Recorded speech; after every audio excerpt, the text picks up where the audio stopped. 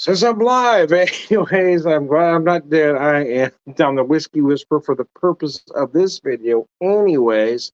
Uh, anyway, trying to get one more in before we became a new day, and then we're gonna call it a day. I'm Tom the Whiskey Whisperer. So this is one of those videos where I've got two cocktails but one whiskey. The two versions or two separate cocktails using the same whiskey here. Fix something real fast here, then I'll be right back with you.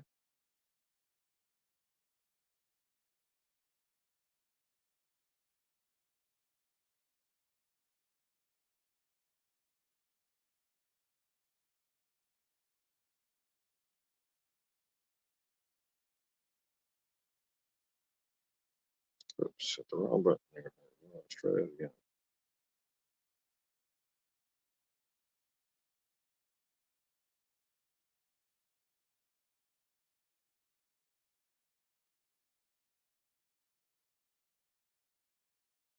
So as I says, I'm doing an old fashioned and a twist on a classic Manhattan. It's almost a Manhattan, but I took one liberty that I'll share with you just a little bit later.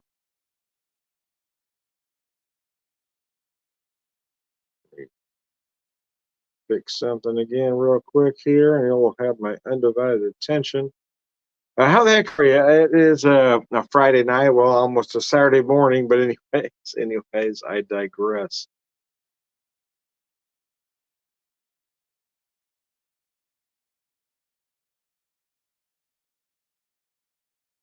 My internet seems to be moving really slow tonight for some reason.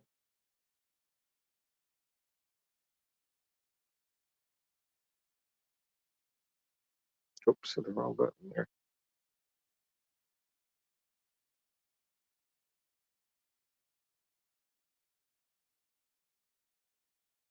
Anyways, how the heck are you while I fumble around here?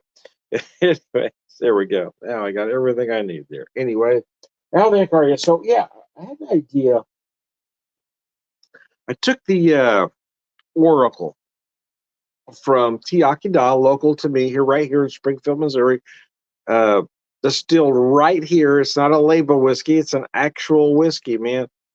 Tiakida Oracle, sister company to Springfield Brewing Company, bourbon whiskey finished in port barrels. So I had an idea to do a Manhattan with that, but well, instead of using a traditional port, I want to use something just a little bit different here.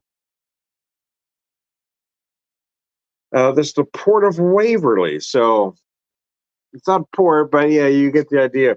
A Port of Waverly is Baltimore Bend, Missouri red wine at 19% is a fortified wine. So it's not quite a port, but let's just say it's port adjacent. So I use that in place of the sweet vermouth.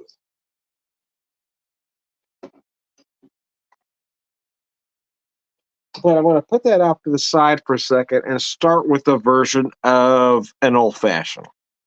We'll start there.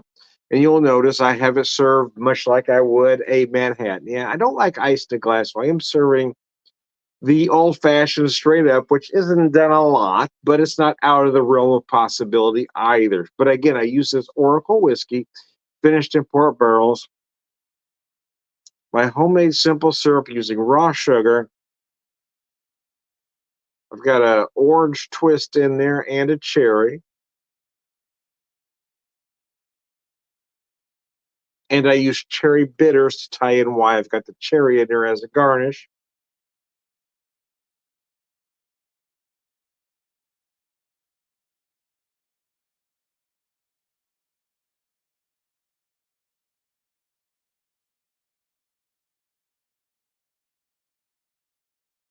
Damn, that's good. That's delicious, man. Yeah, here's the thing. If you want the ice in your glass, I'm not telling you you can't do it. But then again, as somebody that doesn't want the ice in the glass, I don't want somebody telling me I can't do that either. Because I ain't having it, man. Looking for something here and I can't quite find it.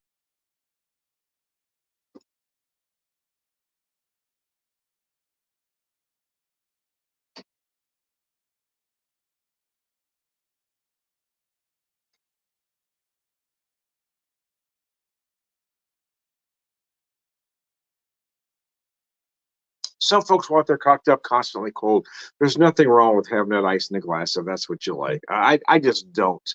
I don't want that melt off. If someone say, "Well, I don't drink it," you know, I drink it fast enough so it doesn't matter. But then, kind of, what's the point, right? If it takes me 10 minutes to drink this cocktail, you 10 minutes. Is mine warming up that much? You're gonna, if you got ice in your glass for 10 minutes, you're gonna get some, Uh, I, the point I'm trying to make is it just comes down to taste. Whatever, however you like your cocktail, don't let somebody you can't do it that. Don't let somebody tell you you can't do it that way. Don't let me tell you you can't have ice in your drink, and I'm not going to let somebody tell me I have to have ice in my drink. How about that?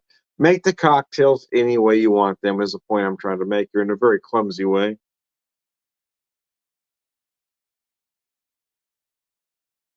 Uh,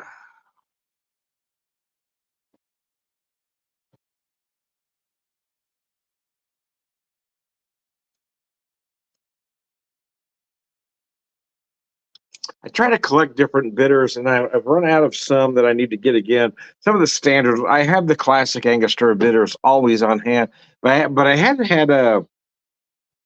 I always keep. Well, I had been keeping two different orange bitters around, but all of a sudden I'm out of orange bitters, so I need to get to the store and buy some. But I haven't been to the store to be able to do so. But I have a lot of other bitters, so I'm going to do something different here. I did have the cherry bitters that I added to this one.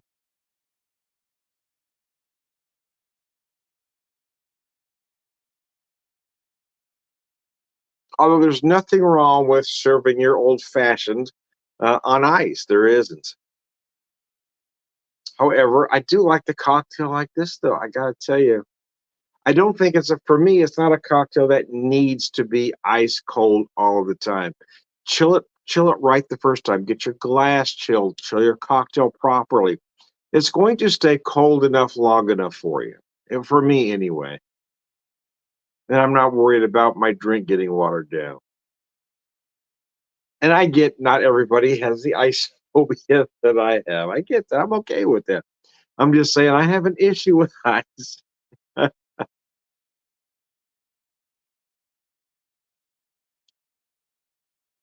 So I prefer a straight up cocktail. But as I'm drinking this old fashioned straight up, I got to be honest with you. I mean, for me, it's perfect.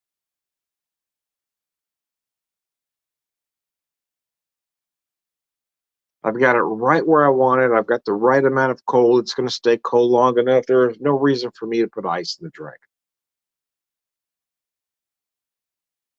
If you happen to be watching me at this particular moment in time. If you have any questions or comments, please put it up on the screen. I will post most things. I won't say I post everything because if you're going to be a gigantic asshat, I'm not going to give you a platform. But if you're a decent human being, I will post your comment. I will answer the questions. Also, there's upon occasion that if folks want to be part of the video, I will send you the link, typically via Messenger, if you want to jump on and have a virtual cocktail with me or beer, whatever it might be you want to have a drink with me virtually, hey, let me know and I'll send you the link.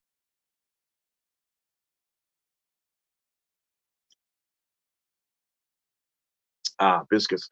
Oh man, that is good. That is really good.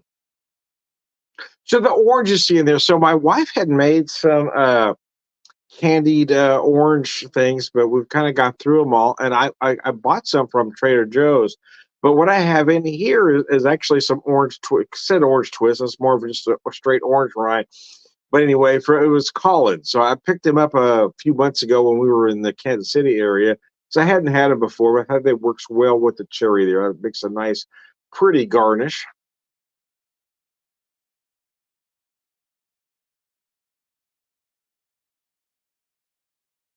Oh man, that's beautiful, man. That's just tasty. I don't care who you are. Anyways, I'm ready to get to my Manhattan. Let's call it a Manhattan inspired cocktail. I can't call it a true Manhattan because it doesn't have the sweet vermouth. But then again, is it really the sweet vermouth that makes it a Manhattan? You can argue it's the whiskey that makes it a Manhattan. You can argue it's the cherry garnish, but does it have to be, those ingredients exactly? I'm just saying, are we being just a little nitpicky? Cilantro. I'm going to finish this up. I'm going to show you this other cocktail.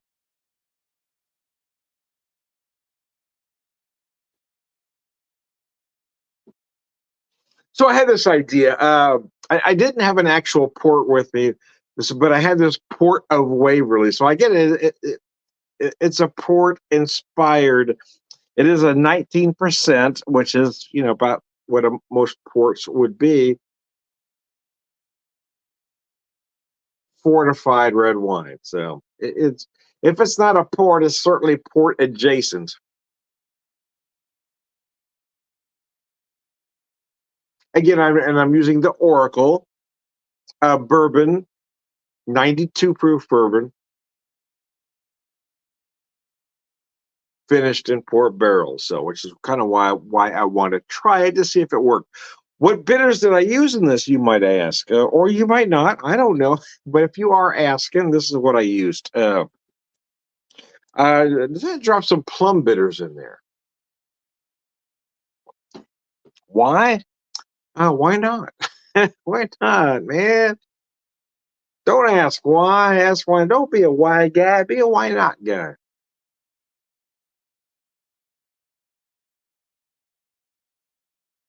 There's an obscure movie reference in there, but I'm going to let you figure that out. Oh man, this is nice. It really is. It really is nice. I haven't tried this port on your own. Now I'm really curious. I wish I had a small glass to pour some in. Um, because it is a fortified wine.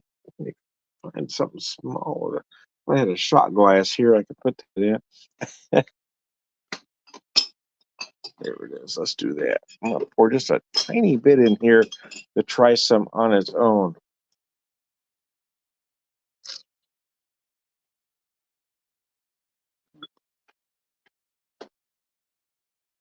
The reason being, as I clumsily go through this video, is because it is. Let me show you this one more time. It's a 19% fortified red wine. It says, but I'm not finding it as sweet as your typical port. Oh, I know this isn't a port per se. It's a fortified red wine. Oh man, that was gorgeous. That really is. Wow, that's beautiful.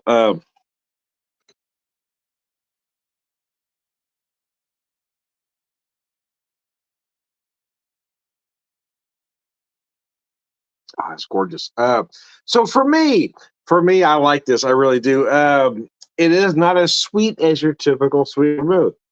So, what does a sweet vermouth do to a Manhattan? Well, it adds a little sweetness, as the name sweet vermouth might apply, but it also adds a little acidity. So, if you're going to replace that sweet vermouth, if you're going to take it out of the equation, whatever you add has to basically do the same thing. Doesn't have to taste the same, but it has to do the same thing. It has to add a touch of sweetness, and it has to have that acidity to balance everything else out.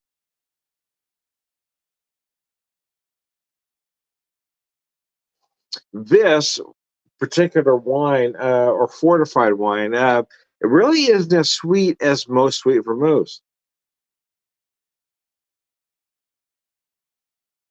but for me it works because well, it's not sweet. For me it works because of that reason. It's not as sweet as your typical sweet vermouth, but it is sweet enough, and it does have that acidity. It is a fortified wine, as a port is.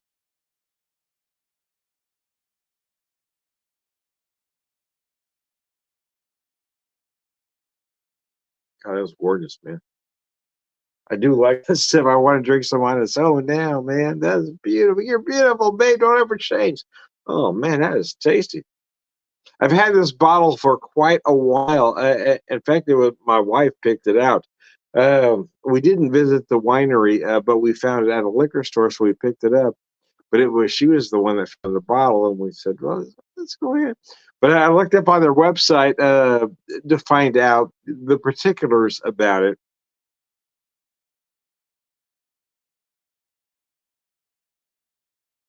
and it's currently out of stock. So I'm glad I've had it, but I've had it for a while, man. I'm glad I have it, I guess I should say.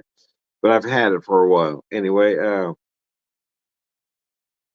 anyway, I digress. But I digress, man. It's been a day, it's been a week, it's been a year, it's been a decade. uh, Times are tough.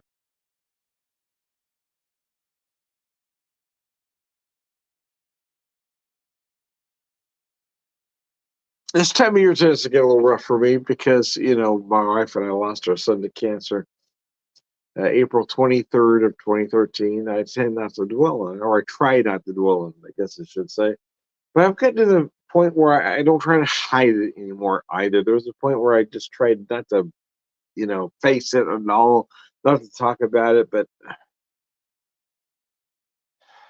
I've got to this stage in my life where I'm going to bring it up. If it makes you uncomfortable, you don't have to watch me. I don't care.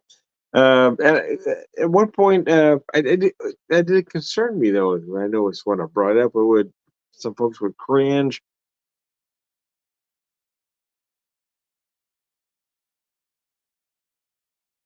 When my wife and I first lost our son, got really upset. I mean,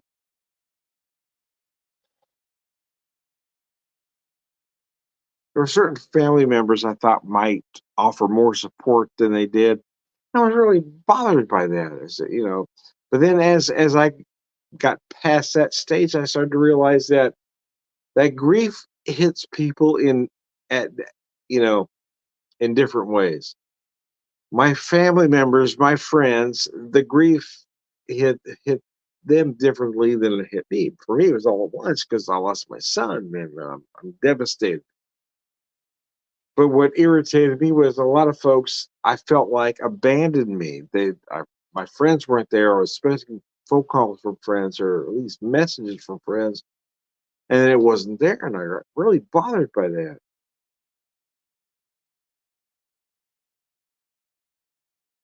But I had to get past that moment to realize that their grief is different than my grief, right? It's not that they didn't want to console me. It wasn't that they didn't want to talk to me. It's that they didn't know how to. I mean, family members. I mean, very close family members, immediate family members. I'm talking brothers and sisters. Had no idea how to talk to me at this point. I mean, and that really pissed me off for a period of time. I said, "Man, how?" Yeah. In my mind, I'm thinking, "Damn, really?" Because I wouldn't have done that to you. Uh, but then everybody does things in their own way. So, like I said, I was angry at first at certain people for certain things until I realized that my grief I have to process in a specific way, and so does everybody else. I am not in charge of their grief any more than they are in charge of my grief. So it was a hard lesson, but I got there. It did take a while, I will admit. It did take a while, I will admit that. But I got there. I did. It was frustrating for me. I will tell you. At that moment in time, I was expecting phone calls. I was expecting certain things, and it didn't happen. I think, really, people just abandoned me. My immediate family, I mean, brothers, my brothers, my sisters, weren't doing what I thought they would do at that moment. I'm thinking, damn, really? Was I really that big of an asshole of a brother that you're going to do me this way? And also, honestly, the answer could have been yes, but I think in most cases, really, that they just didn't know what to say to me. The friends that didn't talk to me, the family members that didn't talk to me, the cousins that didn't talk to me, it was mostly about they just didn't know what to say because there was nothing to say. There was no right thing to say. There's no thing to say. There's just nothing to say.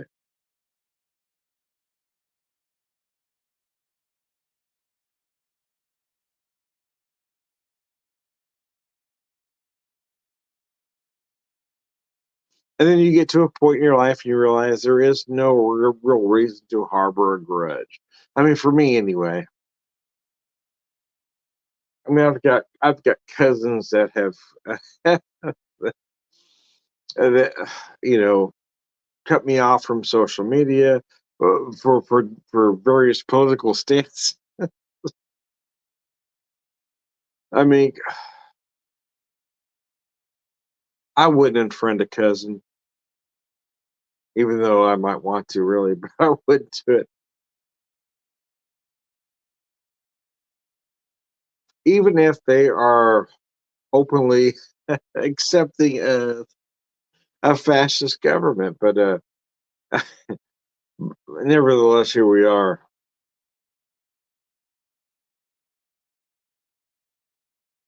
But if you're going to support somebody like Donald Trump, I mean, goddamn, there's no reason for us to be friends.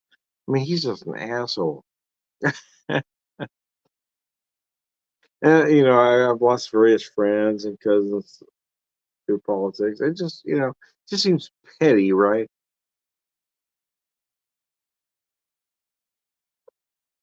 I just remember the Tip O'Neill days, right? The Tip O'Neill days. That big Boston Democrat. Did I like everything about Tip? No, of course not. But Tip would get into arguments with whoever, and then at the end of the day, they'd all be friends. But we seem to come to a different time in our political structure where people can't have disagreements and be friends anymore.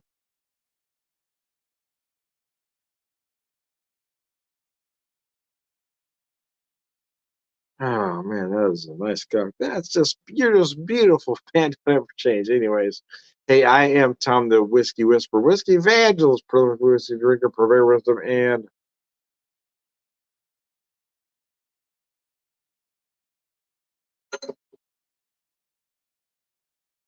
all around good guy. Hey, thanks for tuning in. But here's the thing, man. We all should find a way to be able to get along. The reason we can't is we have a faction of society that is resistant to facts, right? If facts are presented to you and you cannot change your mind, the problem isn't with the facts. The problem is with you. Anyways, one more time with feeling. I am Tom, the Whiskey Whisperer, Whiskey Evangelist, prolific whiskey. You know the drill. All around good guy. Launch